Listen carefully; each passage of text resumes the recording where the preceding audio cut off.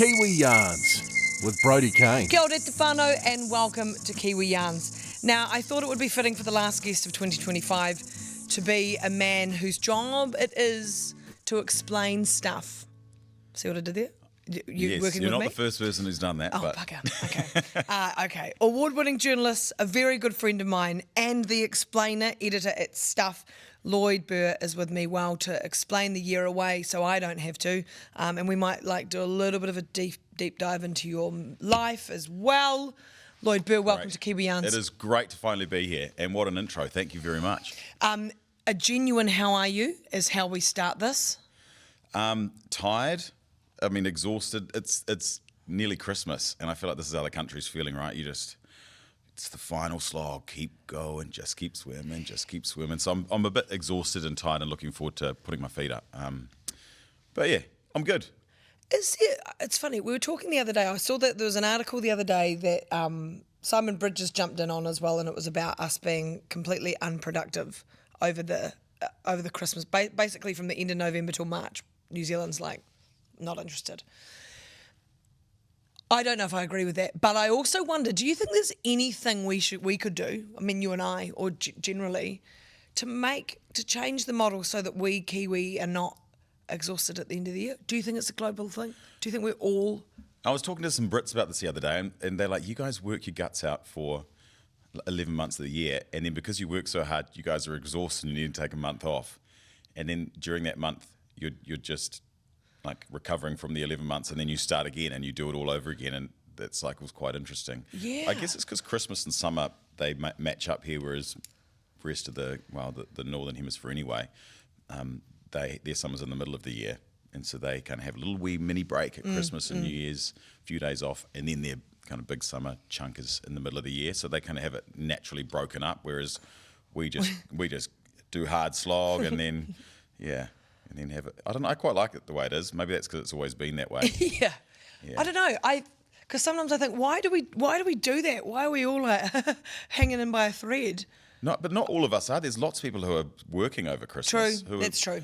When you go out shopping and stuff, and there's just a whole lot of people out there who are working their guts out in the retail shops and supermarkets. The number of Christmases I did working at Countdown Bethlehem, when you're just you're just working huge hours and stuff. So there's lots of people who are emergency workers, those vital jobs and hospitals and all of Not that. just who us don't get the privileged time media off. folk. Yeah, and so then you got former politicians who are in the corporate world being like, oh, New Zealanders have too much break, and the rest of us hardworking Kiwis are like, for goodness sake. Yeah. Yeah, oh, you're a politician. How many?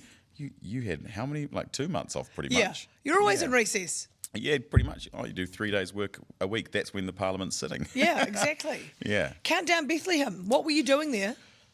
I was on the checkout. I did some stacking of the shelves. Yes. High school job? It was high. Yeah, it was from 5th form to 7th form. Yeah. And yeah. And then I used to clean out the tauranga kennels and cattery, the poo out of the kennels, and walk the dogs around the orchard and the avocado orchard and stuff, and that was cool. But yeah, it was a Saturday and Sunday early morning, and then as soon as I sort of got a bit older, I got a bit more unreliable when I'd come in a bit hungover on a Sunday morning, and they're like, I think it's time for you to move on. Was it also aggressive if you... Oh, did they? Yeah. Is that the first time you lost your job? I think it was a mutual agreement. I was like, no, fair play. I'm 18 now. I don't need to be sweeping out dog poo. Get someone younger. Not when you're hungover either. Yeah, no. And some of the dogs were appallingly behaved. No discipline, and you just had to just push on through. And some of them were aggressive and chewed through walls and things. Quite a fascinating place to work. I bet it was. Yeah. Now you've literally steamrolled in from Wellington. You're about to head off, so we'll rip into some I guess the first thing I thought I'd do is get you to explain the year in a few words, and the first way would be in a non-personal way. So if you were explaining the year 2025. Yeah. It would be good if you asked me this at the very beginning of the year. So I'm like, what's your word prediction for the year? Yeah. And I would have given some kind of optimistic answer. But now we're at the end of the year, and you look at what's happened all around the world, and the people who are in power, and the chaos that's been going on, and the wars and then the fighting and the death and people. So I mean, I think if I had to use a word, and I don't know if you've got to beep this out, but I'd use clusterfuck.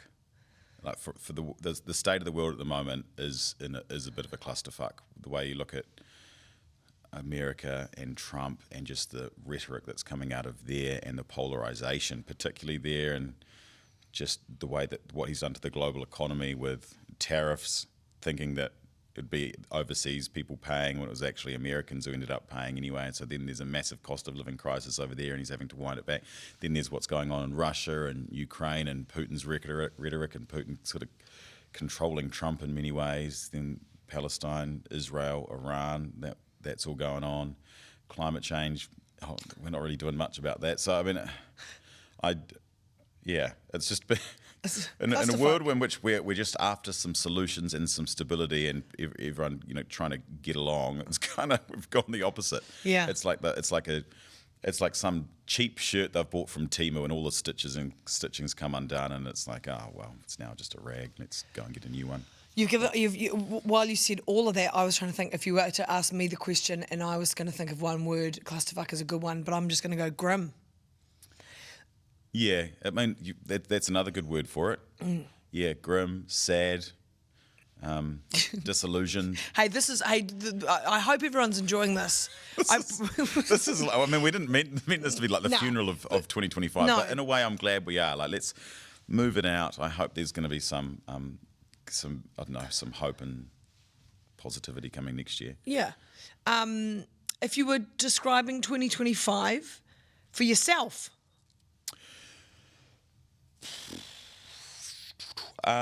There's a few words. Maybe lean is one of them. Not just for me personally, like lean or gaunt, because everywhere I'm looking, people are having to, cut the fat out wherever it is. Whether it's workplaces and stuff who are laying off staff and just trying to get through because the economy's tight. Or I've had mates who have put their houses on the market because they've lost their jobs because they worked in the public sector and now they can't get another job, and so they've had to sell their house that they've spent ages, and they've had to deplete their KiwiSaver just so they could survive, but then it hasn't worked out, so they've gone real lean, and there's businesses that have shut down. There's just, I think, that's how I'd describe it. Personally, and then it's just been quite tough, financially, because it's just everything cost more, and I'm a single man living by myself and I've got to pay all the bills. And it's kind of like, oh, okay. I've got it. I don't subscribe to any like the subscriptions and stuff. You got no subscriptions? Nah. It says like $550 a year. Oh, it much. would be I think huge. It's more than that now. Yeah. Yeah. They're all because they all have gone up. Yeah, there's lots of free stuff on 3 Now and TVNZ Plus. Yes, and there YouTube. Is. So yeah. And to be honest, I would rather read a book than lie on the couch and. Anyway, don't know. We're going down a bit of a tangent there, but yeah, that's the word I'd use. Lean or gaunt or meandering. Maybe I just feel like I'm in a meandering river that's just like winding, and I'm just like, just hold on. Yeah, you're almost ready to light the flare. Almost ready to light the flare. When should I do this? I know. I swear I'm like not usually this sad and depressed, but we're being reflective, right? We're being pensive. We are being reflective, yes. I think we'll stay. Let's stay serious for a bit, and don't worry, because I think it would be we shouldn't not, and then don't worry, we'll hurl it out of that. So we'll give people like, oh shit, and then we'll be like, great. Because there's lots of Kiwis out there who'll be having Kiwi yarns like this over Christmas and stuff, talking about, oh yeah, this year's been an absolute cluster, and they'll have a conversation just like this about how tough it's been, and that's, I mean, it is a very Kiwi yarn at the moment. It is a very Kiwi yarn.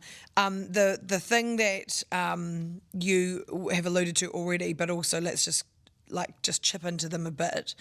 You mentioned Trump, Putin, other big sort of world leaders who don't seem to have humanity at the forefront of anything that they're doing. Because I often, I'll tell you as well, when this is the thing that would be my pit of the year personally as well. I've had a great year personally, but the thing that keeps me up at night is the global issues, right? And so quite often I'll ring my dad, who's 83, and I'll go, Muzz, I'm needing a bit of clarity and perspective today. Like, have you seen the world this fucked up before? And of course he has. But I'm like, is it as bad as is it? And he's like, oh no, yeah, it is as bad as we think it is.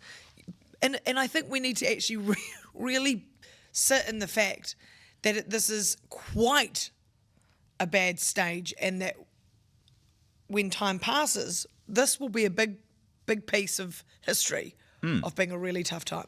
Totally. And I mean, you look through history and stuff, and there's always been tough times. And I guess what's happening now compared to the Second World War and even the First World War and lots of the wars in between, then and now, it's kind of like, what are we complaining about? Because it has been super tough for a lot of people, and there's been share market crashes and all of that type of stuff, and people have lost everything. And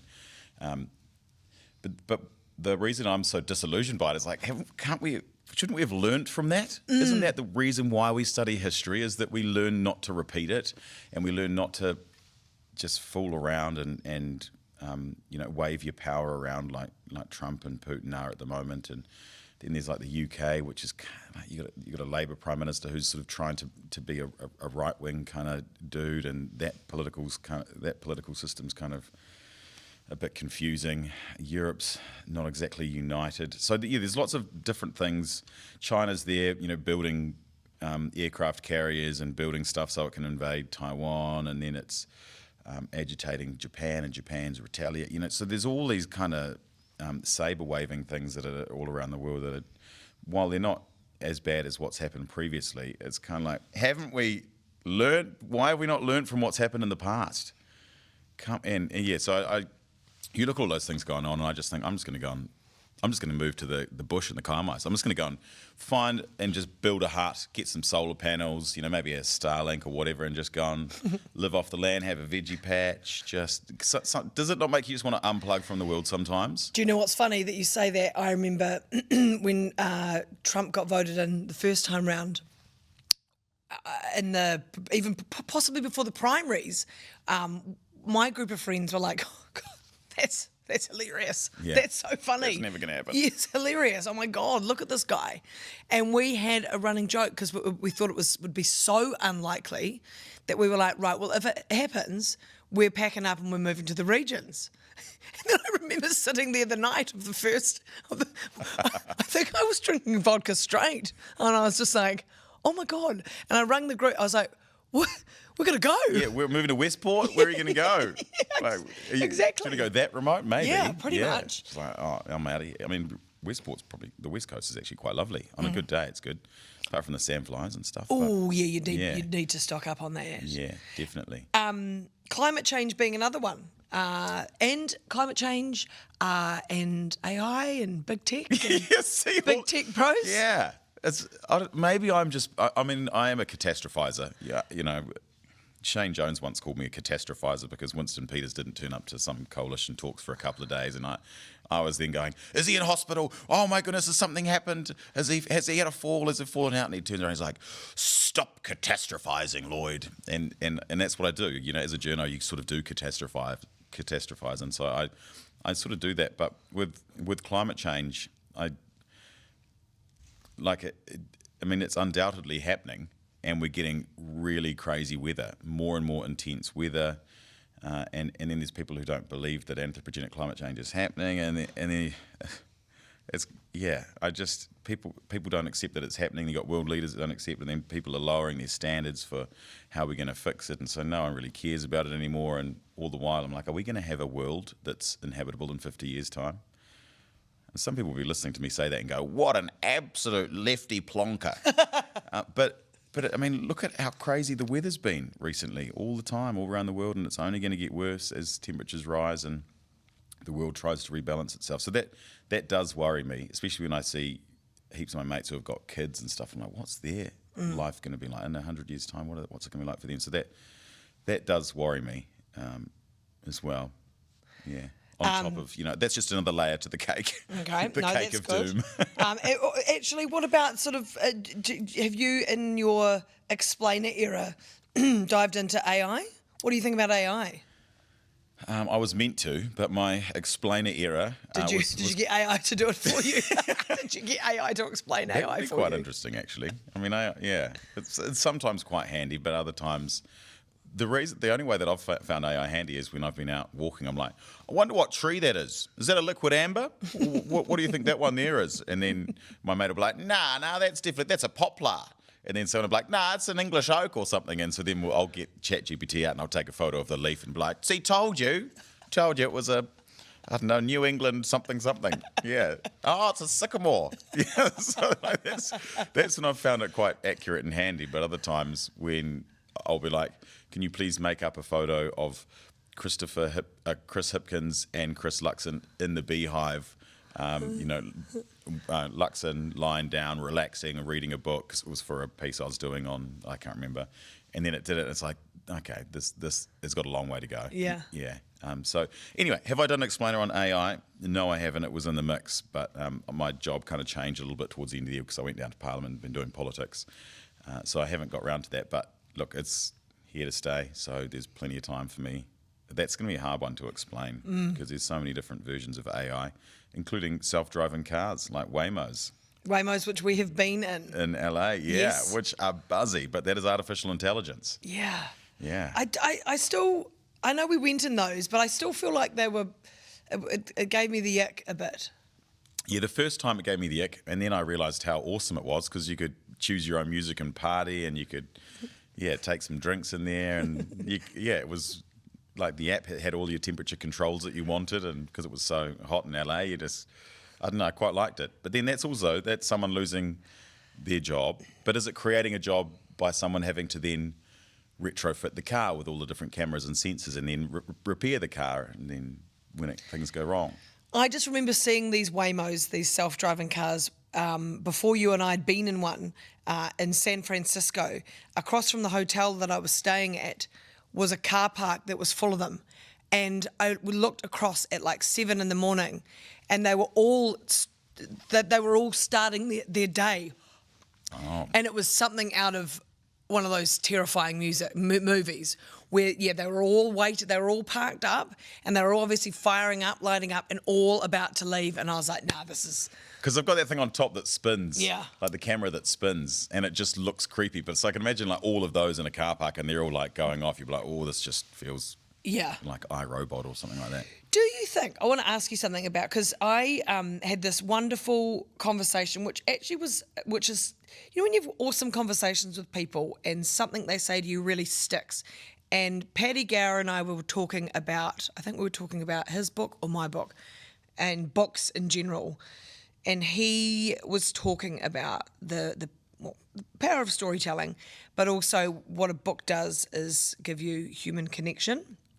And when I started going away and thinking about human connection, that became a massive piece of, I guess, a goal to really ensure that I nourish that, not just in my personal life, but in the business sense as well, as go, you offer that.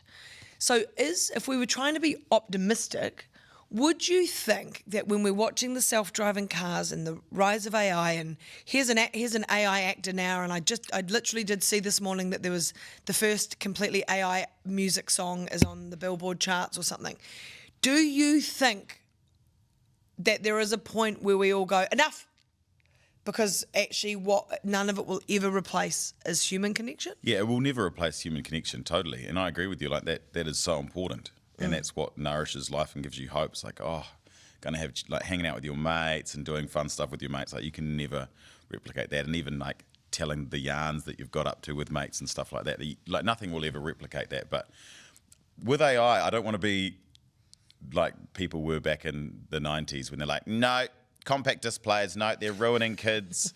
Or it's like, no, mobile phones, they're ruining everything. You don't want to say no to technology because it has developed.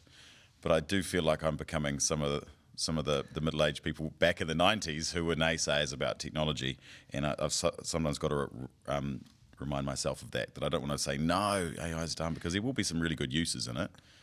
But it also it'll be transformational for the world and how we all fit within that.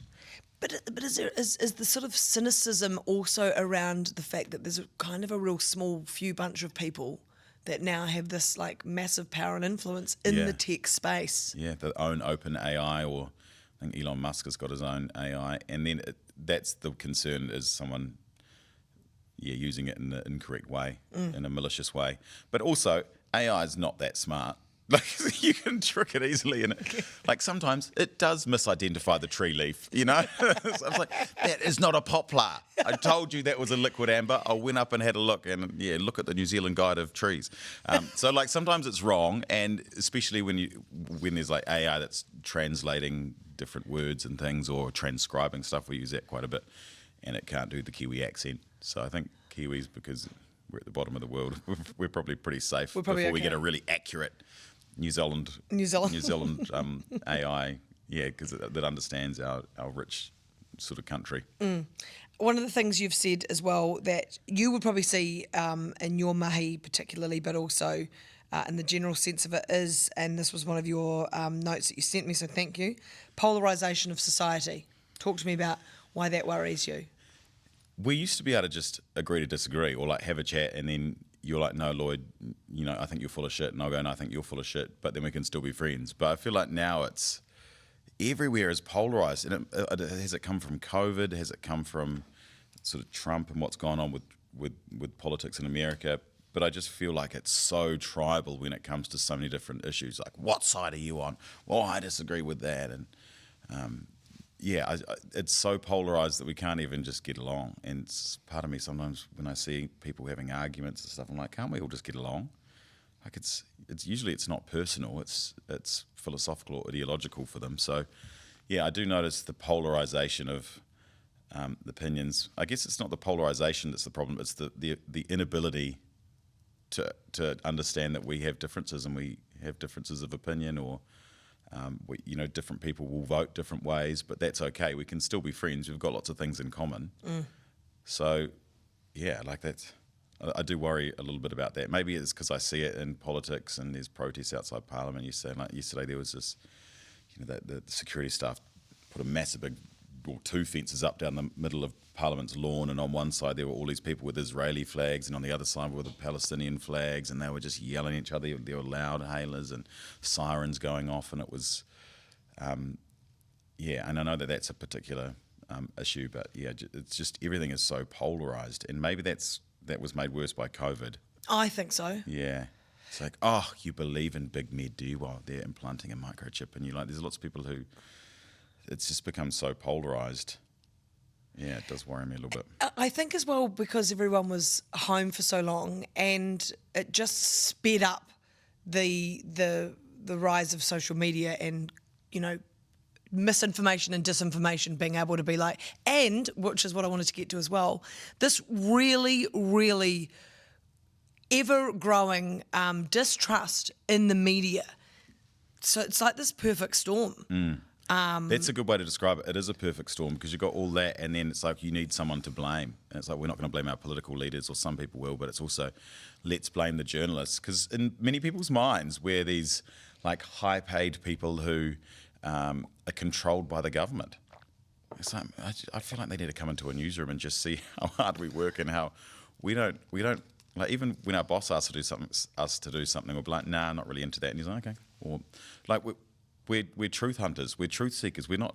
There's no one like from the Beehive who calls you up and goes, "This is your story to do today." It just doesn't work like that. Here's someone from the Beehive might ring you up and tip you off about something that's going to happen and say, "Hey, maybe you should be here," and you go there and cover it. But no one is subbing your stories or your copy. There's no conspiracy. And that's what makes me sad, is that there's a lot of people who do think that there's this big conspiracy, or that there's corporates behind it, or that the government's behind it. I did once, when I was on air, say this joke that, let's just run this, the whole show rundown. Let's just send it up to Ardern and get her to sign it off. And then I had to remind people that was a joke. Yeah. And it probably was not the smartest thing for me to say, because people are like, I knew it. Oh, he had a slip of the tongue there. He just admitted that it's the Beehive that does his show. It's like, nah, we're just not that organised. Like there's like 2 or 3 of us when we're putting together this radio show, and most of the time you're like smashing stuff out. You're like, and so I do. That does worry me, that there's there's this growing distrust of the media, and there's a lot of it from people see the way that Trump treats journalists. And it's like, who are you from? Fake news. It's like, nah, the biggest spreader of fake news is Trump himself, and he's done a real disservice, not just to journalism but to democracy, because if journalism dies, then so does democracy. There's no one down there to hold politicians to account or to hold people who are through the courts. You know, there's so much that journalists do that a lot of people don't understand, and we're doing it with fewer and fewer resources, which is why one of my words this year was lean. Like you cannot cut. There's not much fat to cut out of news organisations. Well, some of them have got a little bit more fat, but you still don't wish for them to have that cut. Anyway, long story short, I'm very concerned about that, because without it, society would be it just scares me what it would be like the things politicians would get away with, because at the moment the fear of like having a headline or being caught out, or even businesses being caught out, corporates that are doing dodgy things, the fear is a deterrent for not doing it. And so when you take away that fear and the ability to be called out and to have the sunlight on you, then they get away with so much more, and that is a huge concern, and it should worry Kiwis. I just feel like it doesn't. Do you understand to a degree, though, how people have become to? Is that part of that perfect storm where, I mean, I don't know, let's take America for example, because you do have media that are clearly sit on other sides of the spectrum. Yeah, that take a position, you mean politically? Yeah. Yeah. People think we have that here. Yeah. And you know, even like the Prime Minister thinks that, you know, certain media organisations are lefty or righty or whatever. It's just, when you sign up, like when I signed up at Stuff, you don't sign some big thing saying this is the political, like the bosses trust you to be a good journalist, and that's to see the world from both sides. It's not like you go in with some prescription. You go to RNZ, it's not like you've got to be like, oh, we're now members of the Labour Party, or we're now members of the left. You go to the Herald, we're not members. Like, it's just, it doesn't work like that in New Zealand. I know overseas, it is like that with Fox News and all of that. Like that's added to the polarisation. And in the UK, the tabloid papers, absolutely filthy. But the TV stations over there, like ITV, Channel 4, Channel 5, BBC, they're pretty straight down the middle, because they've got strict broadcasting rules over there. I can understand why people feel that way, and COVID would have made it a lot worse, because people got to see how the sausage was made when you know, we broadcast every single day the conferences down in the Beehive Theatre with Ardern, and they saw the questions that journos were asking. Well, that's a stupid question because she's already answered that. But it's like, no, I need to ask this question, so I've got my question on camera to then get her response, and I need her eyeline looking at the camera. Like, that's just the way that making the sausage is. And it's like, I like eating the sausage, don't like to see all the reconstituted fake meat that goes into it. Yeah.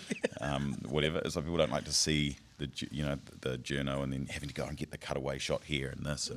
And when you were bombarded with that every single day, and it was Ardern, you know, it's like became the podium of truth, and then people started getting frustrated when New Zealand wasn't this utopia anymore when COVID came in, and there was a lot of frustration, and business got angry, then everyone got angry, and it's still there in the remnant. So I think that didn't help, and there is a role of the media as well, having too much.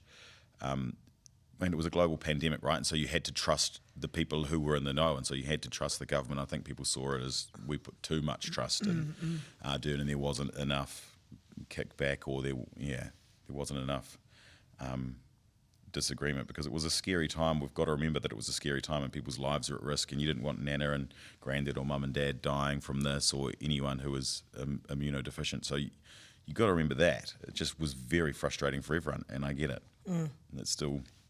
There's still reverberations. Yes, very much so. Totally. Look, this is probably the biggest. So I've left it to last. One of the biggest concerns for you is the rise of brioche buns on your list of things that worry you. It even says they should be illegal. Talk to me through this brioche bun concern of yours. Well, I didn't know about the brioche concern until Jenna Lynch, I think it was Burger Wellington, probably about 10 years ago, maybe a few years less than that, But she was like, "What on earth is a brioche bun doing?" I'm like, "What's a brioche bun?" And I saw it. I'm like, "That is what those things are called." And they've made their way because they're a sweet dessert like a brioche, right? You have with like jam and cream and stuff. And they've made their way into the savoury world. And so now you get a good juicy meaty burger, and you've got a damn sweet brioche bun. And just there's something about the weird exterior of it, and even the doughiness inside that just irritates the heck out of me. And now I can't eat it in savoury or sweet version. I just see it and I want to stomp on it. So I want to burn the brioche. It's completely ruined for you. Yeah. So, that's a shame. Yeah, what's the point of a brioche bun? Just have a bun. Like, what benefit is there for a brioche? To be honest with you, I haven't thought a lot about this, Yeah. but I tend to think I'm in agreement with you actually, because it's overrated. Yes, it's trying to be fancy, but like, we've got this, Wagyu, smashed Wagyu, whatever, with a brioche. He's like, well, no, just give me a proper bun, and let the inside of the burger speak for itself rather than trying to hide it with this veneer of fanciness when a brioche actually belongs in the bin. So anyway, I don't know. It never used to be this passionate for me, and then as soon as Jenna mentioned it, I saw brioches everywhere. Yeah. And now whenever I see a brioches, it makes me really angry. And you judge them. You judge the establishment. Yes. You judge their decision. And I'm like, Burger Wellington, you've got too many brioches. Yeah. Yeah. So brioches, out. Brioches, Done. yeah. Ka kite. Let's do some positives. Oh, great. Yes, yeah. Because we've started with the negatives, Yeah. and then we'll finish. What's excited you about the year? What are some of the things that have made you feel good and great that you've seen in the sort of overall news cycle kind of way? It's my mates. They've been an absolute rock this year because I've been sort of all over the place, and so and I've been catching up with mates left, right, and centre. But coming back to Auckland and hanging out with mates and doing cool things with mates. That's kind of what's got me through, and I'll look forward to things and it'll get me through. You were part of it actually, going to Coachella. Going to Coachella was so much fun. Oh. Whenever I think of it, I just have a big grin. Like walking around, it was beautiful weather. And we're just in festy clothes, and it's just a good vibe, and everyone's in a good mood because it was just so much fun. And we were in a different country, and it was America, and there were people wearing bonkers outfits. There was, bums out and other things out, and it was just like, whoa, America. Apart from the cost of the beers, but it was so much fun. So things like that were huge highlights for me.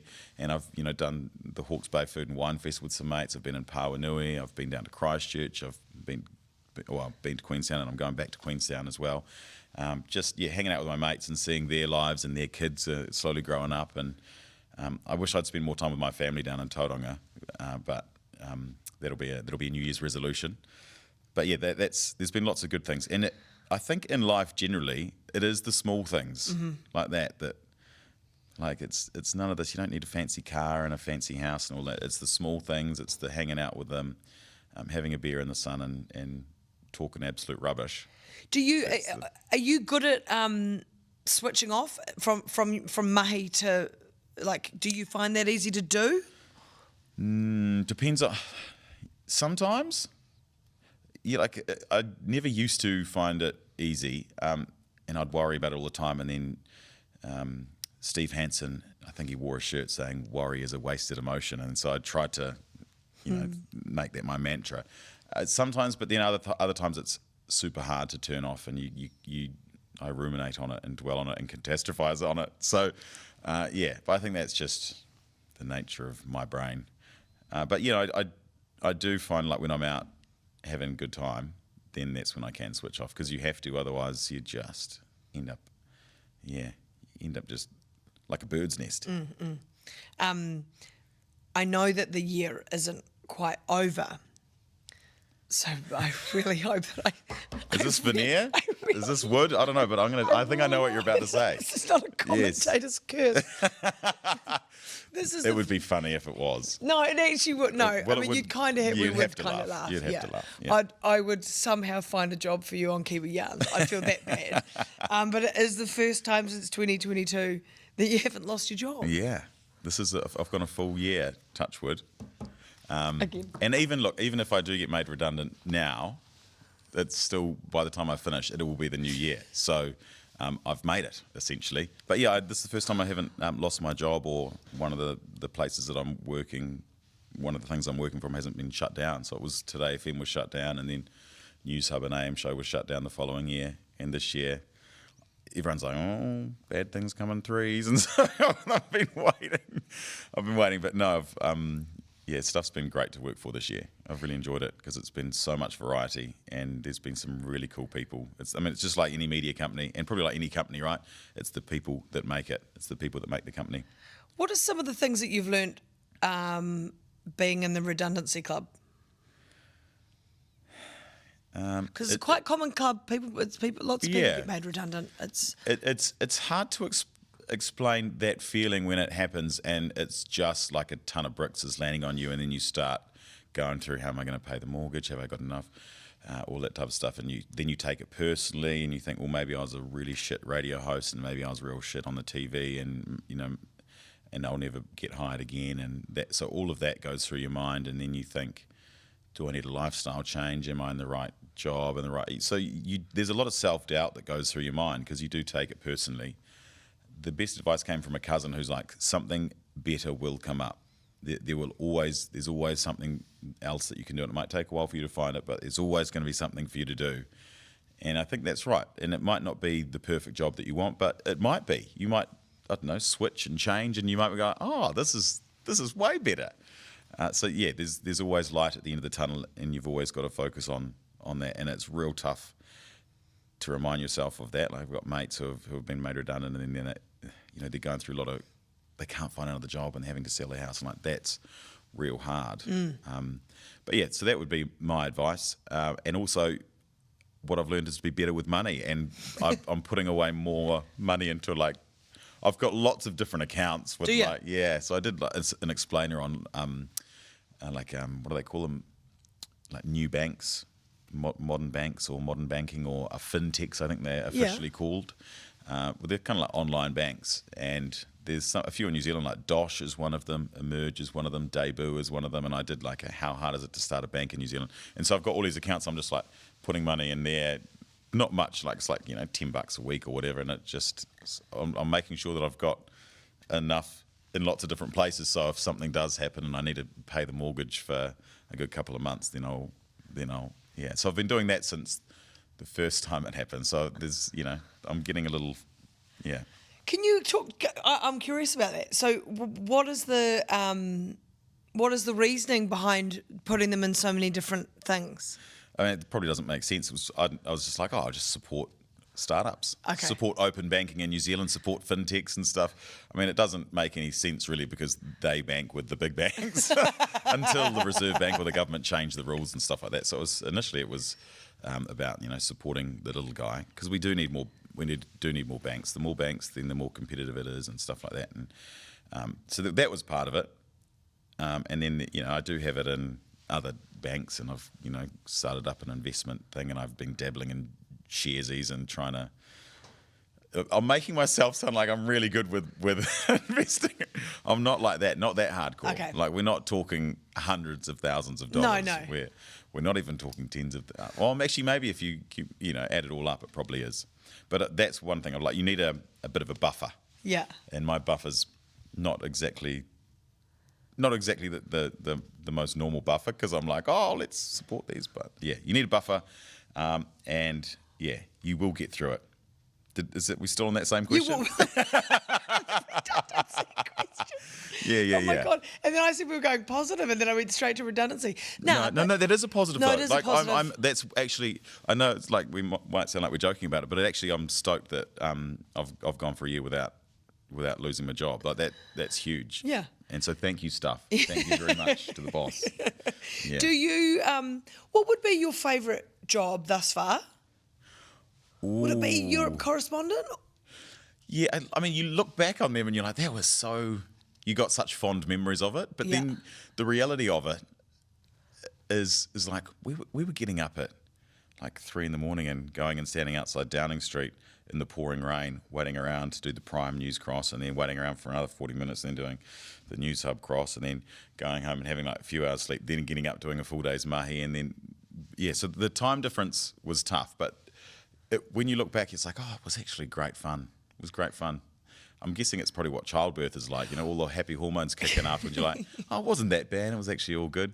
Yeah. I was just going to say, it's like me the other day running a 60k mountain run. Yeah. Now, 4Ks of that was hell on earth. And it only took 2 days afterwards to be like, oh, that was pretty amazing. Yeah, That was I'm going pretty to enroll amazing. for next year. I'm going to enter next year's one. Yeah. And I think the reason that you can safely say that the childbirth reference as well is because a couple of women in my run club are like, that is what happens. The trauma just goes out it goes. Yeah.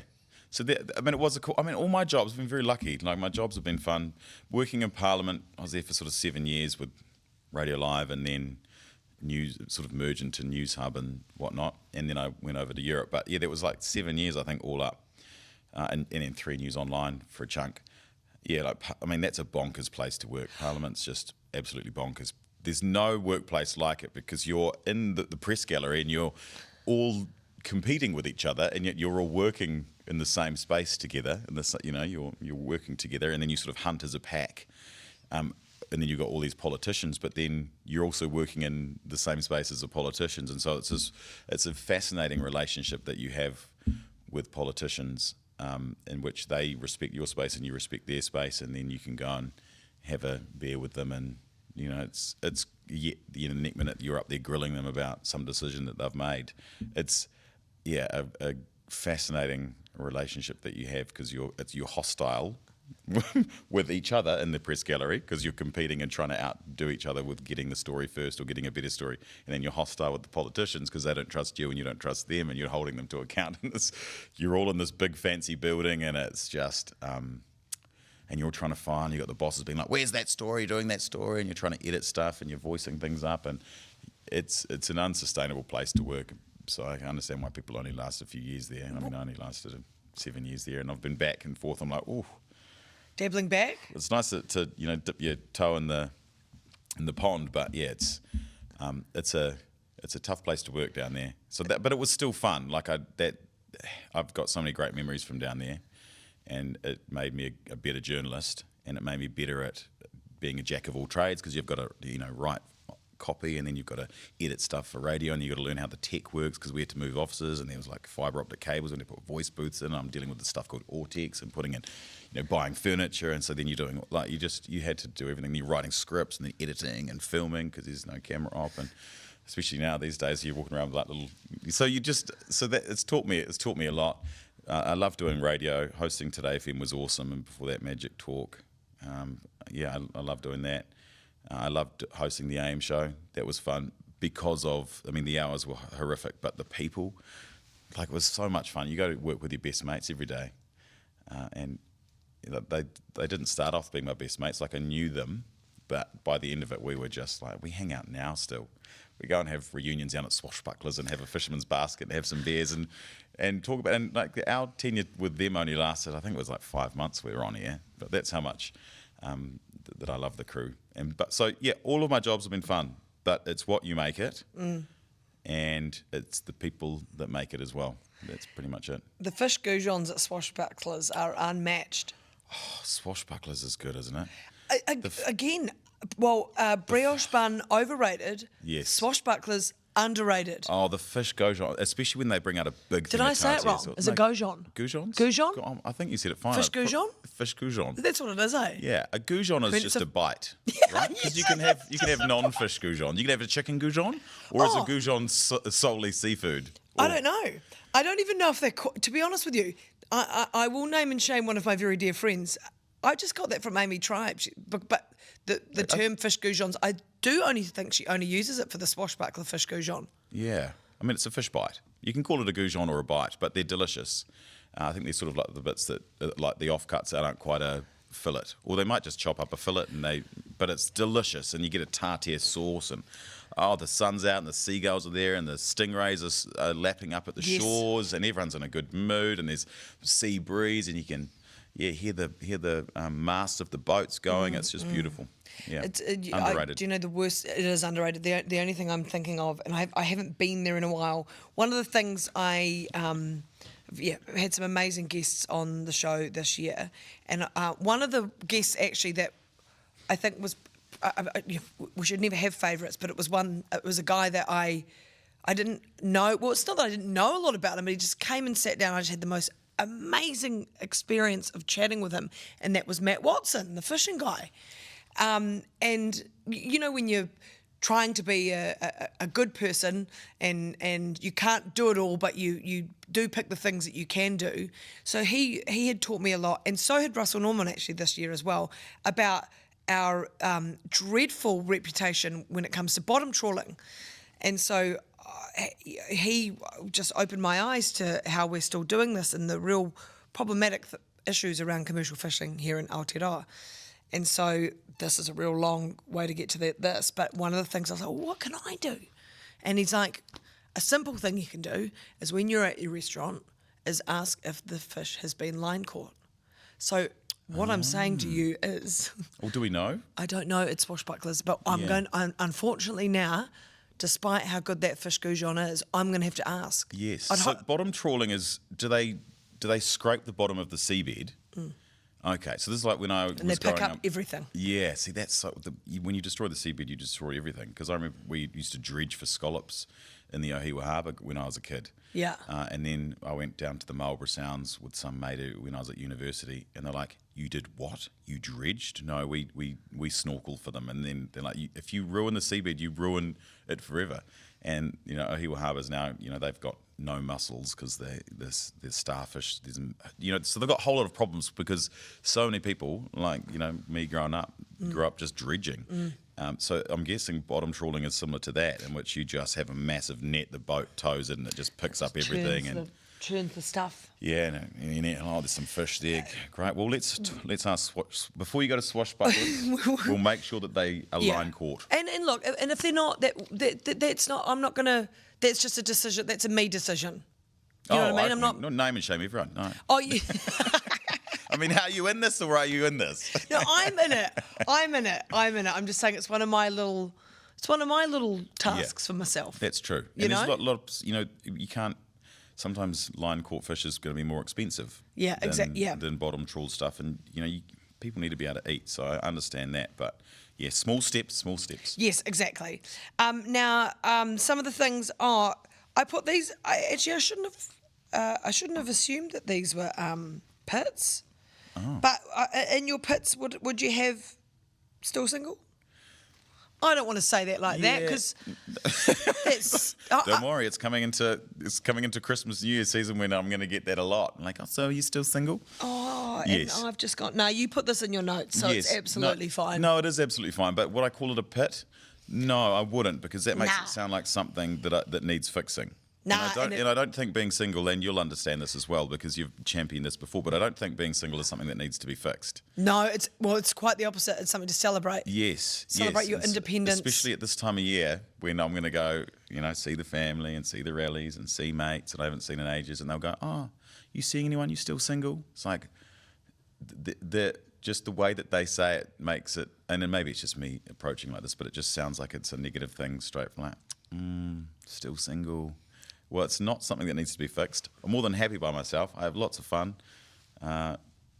So, yeah, all good. But it doesn't mean I don't want to find someone. I am looking, but I'm not going to lower my standards. I'm not going to take the lowest common denominator. Yeah. No settling. My mate had a great aunt. Great Aunt Betty was Gregor's auntie, and she I think she died at 98, rest her soul, but she used to describe herself as an unclaimed treasure. And I've taken that, and I'm now calling myself an unclaimed treasure, because you do when you're single and you've been single for a while. You go, what is wrong with me? And you start having lots of doubts, and you're like, and then I'm like, well, nothing's wrong with me. I'm an unclaimed treasure. I adore that. Yeah, so I've taken that is so true. Yeah. And actually, though, you not only are you an unclaimed treasure, selfishly as your friend, it means that, you know, for me and all your other friends, that we get you. Yeah, true. Do you know what I mean? Yeah, some of my friends probably get too much of me because they're like, oh, God, Lloyd's coming over again. But, yeah, it just means that I can get to share the love with everyone. Be like, well, you know. And then you get the things that, again, I think this one is almost not meant to be offensive, but it still is when people go, oh, why? my God, you're amazing. It's like, Yes. yes. Yes. But I don't have the answer. No, I know. I wish I did have the answer. Because when people ask, why are you still single? Then a catastrophizing brain like mine just goes, well, I'm ugly, I'm fat, I'm unlovable, I'm annoying. I don't know. You just start going through, well, all the reason why, you know. I don't know. Why? Do I smell? Do I don't know. Do I give off a vibe? Are my pheromones playing up? I don't know. So that's I mean, it's a question that's annoying, but mainly it's because you ask yourself it all the time, and then when someone else confronts you with it, you go, "Well, I don't bloody know. I'm an unclaimed treasure." And that's why. Back to I think that is the statement of today, is that you are an unclaimed treasure. That's I think that should be your answer from here on in. Yeah, I want someone to line catch me, not bottom trawl me. Oh, that's that sounded. That's going straight in the first clip. That's going straight in the first clip. No. Yes. No. See, I'm quite unintentionally funny, and I say things like that just really anyway, land. No, that yes. landed. Did that landed land? well. Okay. It landed well. Okay, Is that why you good. is that so that you don't have to have these kind of conversations? Is that why you're working Christmas? Yes. Oh, yes. I'm working Christmas, so that'll be nice. Sorry, I'm just tearing up because I'm cracking myself up so much. Because we're at 3 News is a really great EP. Her name's Claire, and she's like, "Do you want to come work Christmas? I'm working Christmas. It'll be fun. We'll have a good time." And you get to do some silly stories, and I don't know, we'll make up some stuff. And then she's since resigned and moved on, and so now I'm quite gutted because I was looking forward to doing that with Claire. But yeah, I'm working Christmas. And yeah, it's because my sister's heading down to Taranaki with her husband and their kids because it's their turn, and my brother and sister are down in Christchurch. And I was like, well, I might as well just work. And yeah. We will tell the people though that we will be singing in the new year together. So we. Oh yes, we will. We're doing the Rhythm and Vines. See, this is the thing I'm looking forward to as well, because it's like, well, you work that, but work and then off we go. Now, have you? How many people have you told this that you're going to Rhythm and Vines? So many people. And what is the and are you getting a bit of ageism as well, or do you? I thought that I would. Yeah. And that's why I've been telling people, because Yeah. I'm anticipating the reaction being like, jeepers, you're a bit old for that. But they're like, oh, awesome. I've been a few times. It's so fun down there. You're going to love it. Great. Yeah. I think maybe like one person's been like, midlife crisis. Yes. But what a way to have a crisis. I've never ticked it off my list. Yeah. And if Rhythm and Vines is going to become this huge sort of rite of passage thing that's going to last forever, if it's going to become a Coachella or a Glasgow, it's going to be for all ages. Because there's all ages at Glasgow, there's all ages at Coachella, and there's all ages at R&V. Exactly, and I think that's why but I also love something like R&V, and I also it was the same with Coachella. It's the same with any gig I go to. Live music, but live music brings me so much joy in life. Like, it's one of my greatest joys, live music. Yeah. So I don't care what the demo. I shan't care what the demo is. Yeah, and I don't think we will. I mean, we didn't at Coachella. We just. Yeah, I haven't really given it a second thought, apart from the people will maybe go, and I'm anticipating their reaction. But there's like LAB's going to be there, and what's his name? Kid Cudi. Yeah, I keep calling him Cudi, but Kid Cudi. But it's all right to lean into being veterans as Yeah. well. Like, I really lean into that title. Totally. Like, I'm and like, yeah. you just got to own it. Dolly Bird's still got plenty of miles on these tyres. Oh, Like, mate, the like so many miles. I mean- there's so much tread on these tyres. exactly. Yeah. And if Coachella taught us anything, it gave me added arrogance to that tyre tread. I'm Yes. like, if you can survive Coachella in the desert of Palm Springs, Yeah. you can survive. Actually, and I shouldn't even say that, because I would imagine Glastonbury takes more endurance than Coachella. Yeah, it does. I mean, it does, because it's longer, and also you don't get to go and stay in a hotel room. You got to go back to your tent. Yeah. And you don't, so you go to bed at like 4 a.m, sometimes 5, and then the sun comes up like an hour later, and then your tent gets too hot, so you've got to go and find a tree to sleep under, and then there's no showers, and you're constantly just like, Wet wipes? wet wiping yourself, and Yeah. there's no privacy, because if you're sharing your tent with your mates and everyone, so I mean, it's a different kind of festival, but it's still great fun. Yeah. So yeah, but yeah, we got stamina. Oh, Coachella yeah. taught us stamina, and we'll go and have a good time, and it's Gizzy, hopefully it'll be nice and sunny, and if it's rainy, we'll make it work anyway. We'll bring our gummies. Yeah. But gumboots. And the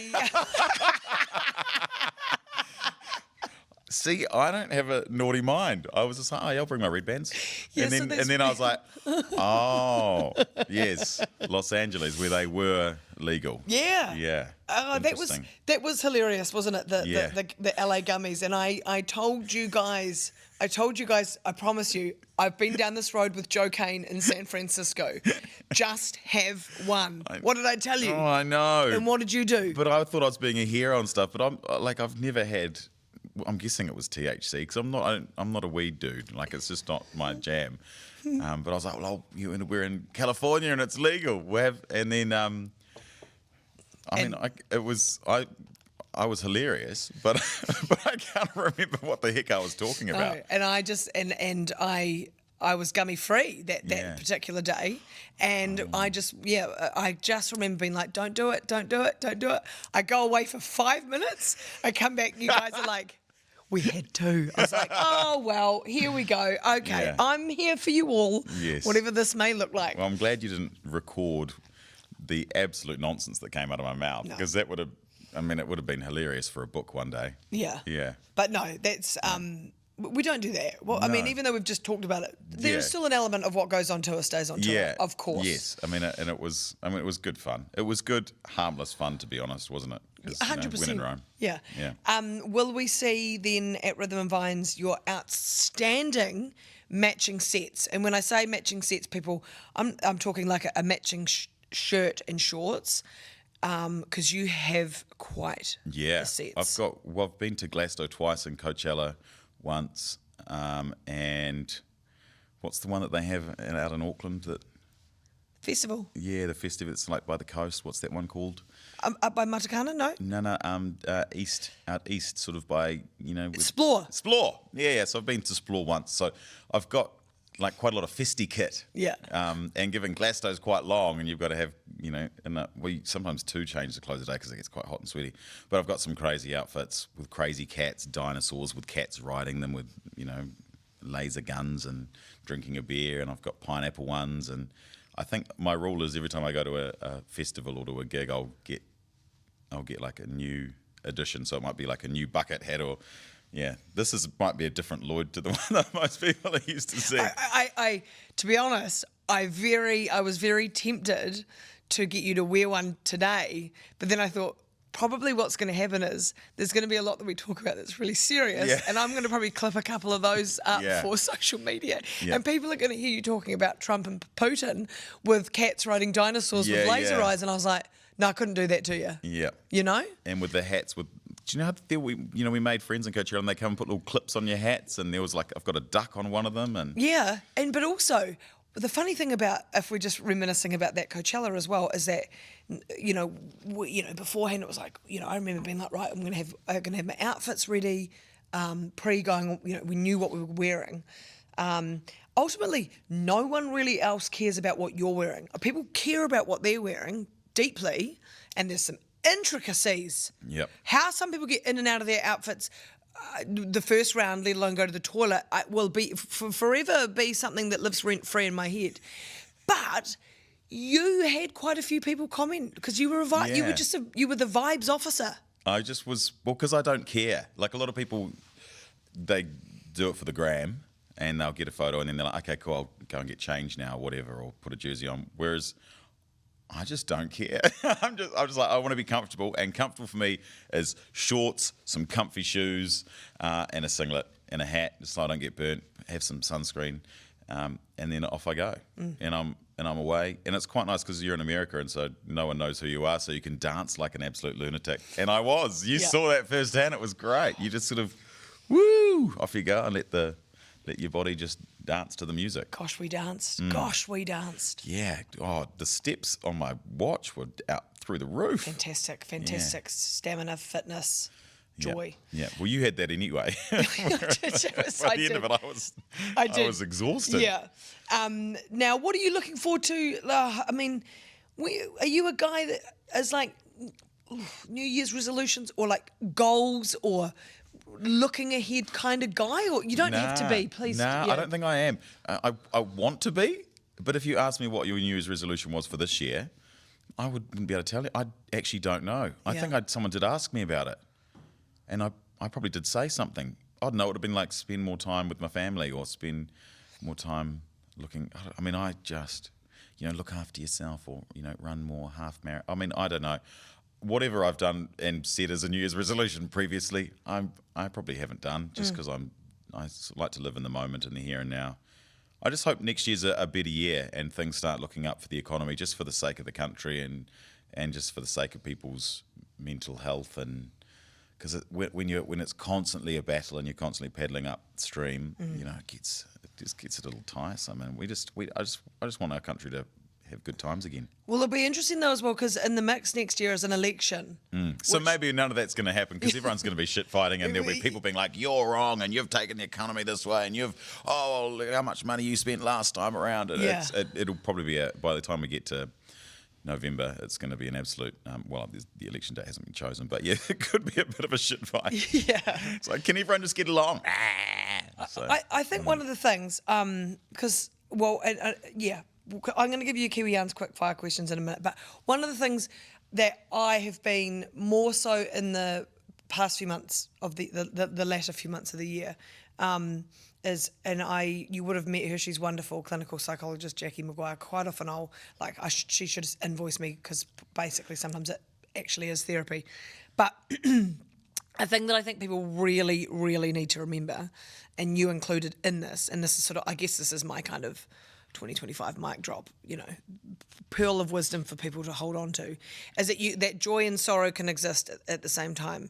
And I have that has been one of the biggest challenges for me, is being so deeply hurt watching what's happening in the world to people, and really that being something that has been the thing that would have undoubtedly affected my mental health the most.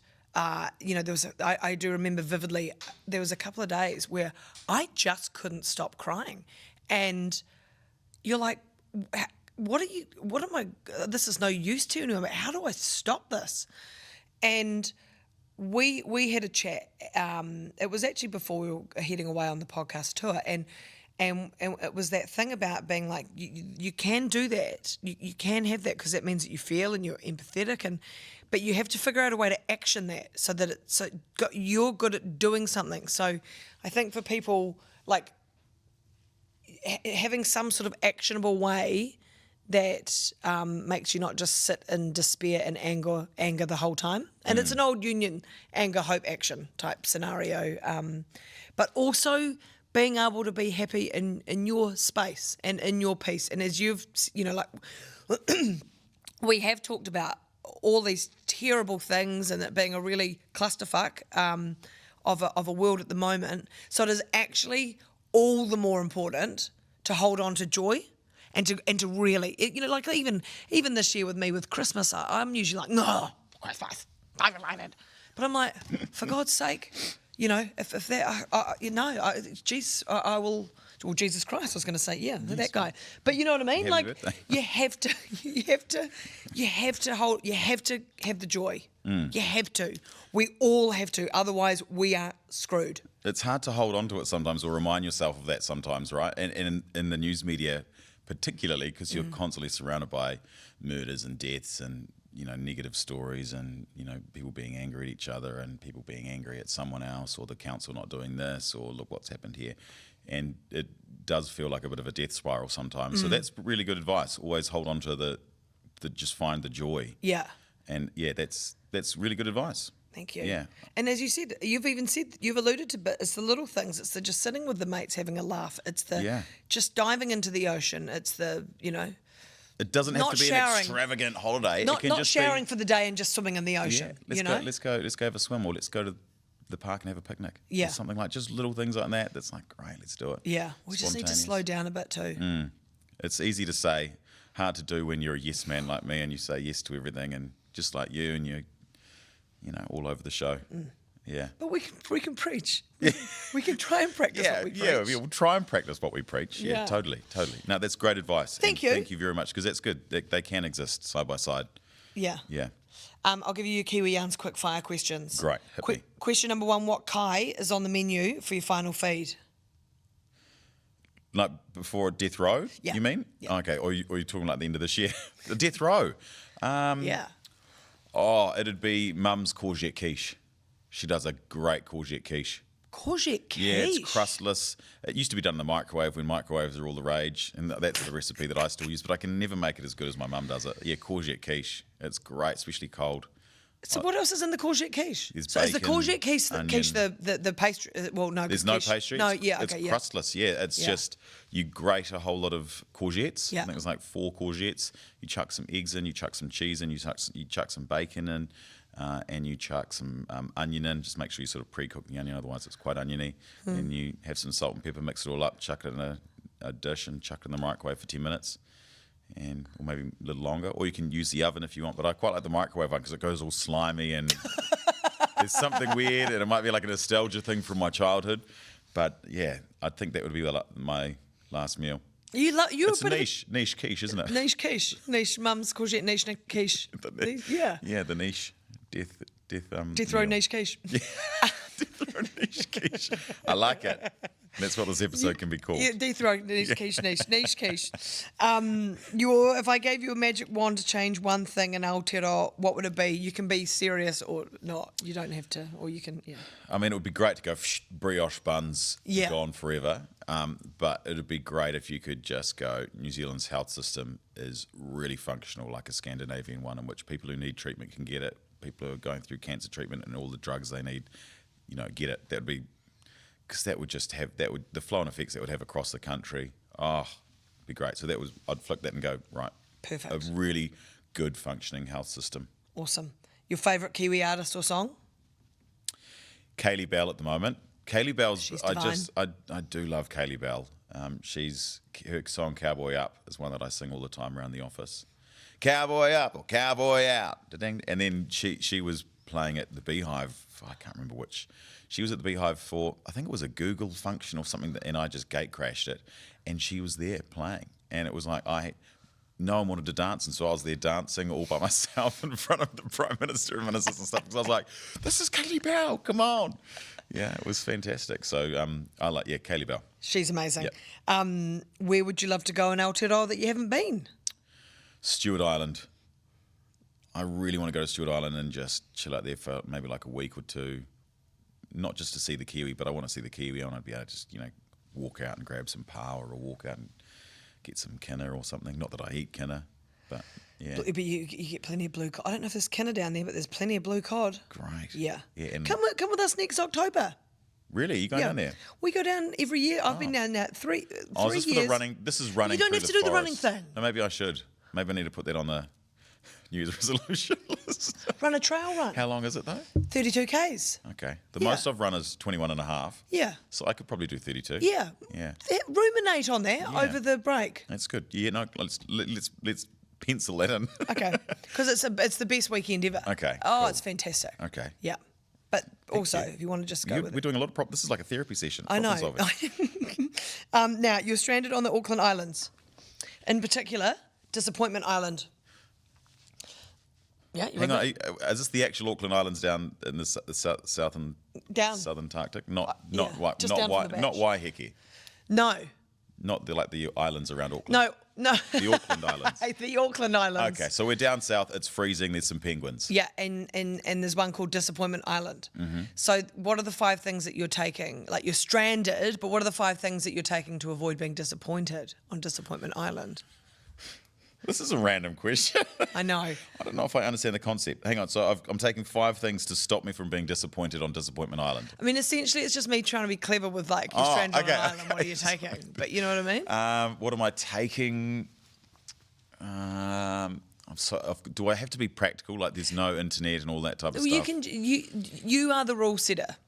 So you I don't want you to have to be boring and be like a generator, a router. Yeah, see, this a is phone. what I do. This is what I was about to say. That Starlink, a generator, But okay, so let's Just go creative. Go creative, Lloydie. Like, do I have to go sleeping bag so I don't freeze? Well, I guess it's Do your. I think. Or have I got the basics already? No, I think you need to. I think you need to make a big call. Yeah. And think, am I taking one or two practical things, and then are the rest to Because I'll help be me with my very vibes? disappointed if I don't get a good sleep. So I'd probably want to take a mattress and a sleeping bag. So Okay. that's 2 things. So I've got 3 things. Well, maybe left. just the mattress and the sleeping bags is one. Okay. Like warm clothing. Let's just assume you've got warm clothing on. Okay, I'm wearing that already. Yeah. I'd need something to pass the time. Maybe like some binoculars. See, this is more practical. No, but that's good. binoculars. I think binoculars is great. And I'd need to eat, so you'd need some fishing hooks. Mm-hmm. Some hooks. I could get bait easily from just the shellfish on the rocks and stuff. Mm-hmm. So maybe instead of just hooks, it'd be like a fishing kit. Yep. A fishing kit altogether. Mm-hmm.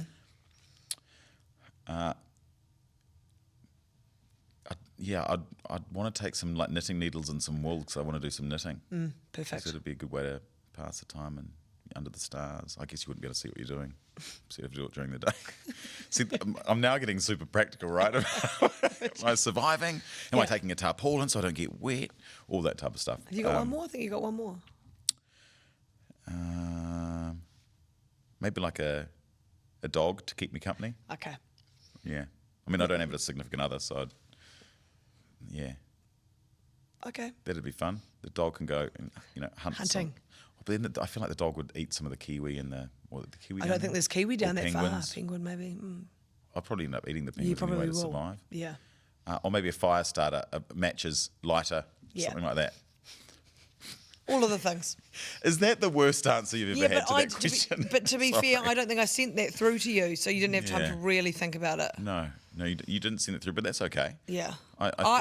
Some people go with like, oh, I wouldn't want to like, because I'd take a person. Mine used to be a hot man, and now I've got a hot man. Yeah. So he'd still be coming down with me because I'm an extrovert. I'll be so bored by myself.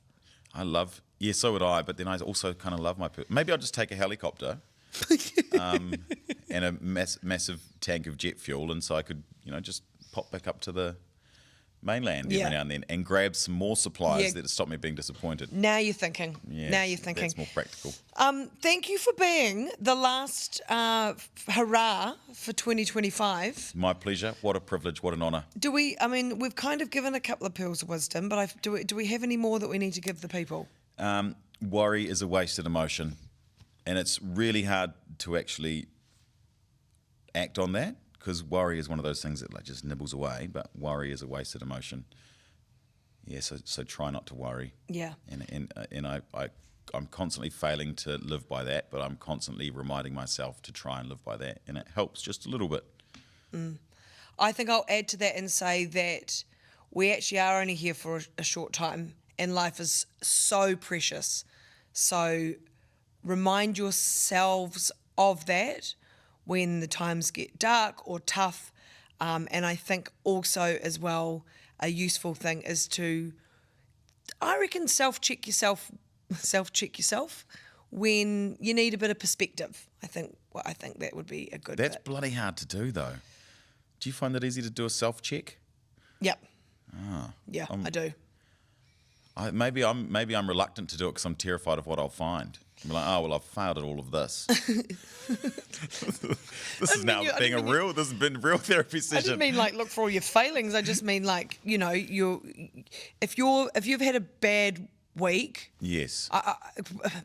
It's that age-old thing though, like comparison is the thief of joy and all of these types of things. And you're allowed to sit in your shit. You're allowed to own your shit and sit in your shit. But then you sort of need to draw a line in the sand. Sorry. Sit in your shit. And that's a bit... Not like... I know, but now I'm a visual learner. Yeah. But it's more about... Okay, Do you mean like you can marinate in your misery? For a 'Cause specific amount of time. I hate marinating in my misery when I'm like feeling crap. I'm like, I don't want to feel like this. So is that when you do a self-check? Yeah. And you go, okay, it's actually not as bad as you're making out, Lloyd. Here's all the good things in your life. Yes. And here's how we're going to get through this. Yes. And you're sweating the small stuff on that, mate. So let's move on. Yeah. Let's go for a walk as well. Listen Yeah. to a good podcast or something like that. Is that what you mean? Okay. Okay, we're on the same page. Yeah, good. And so you've actually, you've rounded out what's beautiful advice. Okay, good. Well, that's good. I'm going to live by that advice that I've just given everyone. Well, look, we will see out 2025 together. Yeah. So it was very fitting to have you to see out the Kiwi yarns. Oh, marvelous. I wouldn't have it any other way, actually. It's going to be good fun. It is going to be good fun. Thank you for all your mahi this year as well, and thanks for all the yarns you've told. Thank you, Lloyd. And thank you, a massive thank you to all of you for listening, watching, supporting, and being there for an amazing year. We've had some truly, truly special guests. I'm very excited about who else we can meet in 2026. But for now, thank you so much for listening. That was Kiwi Yarns for 2025. We'll see you next year.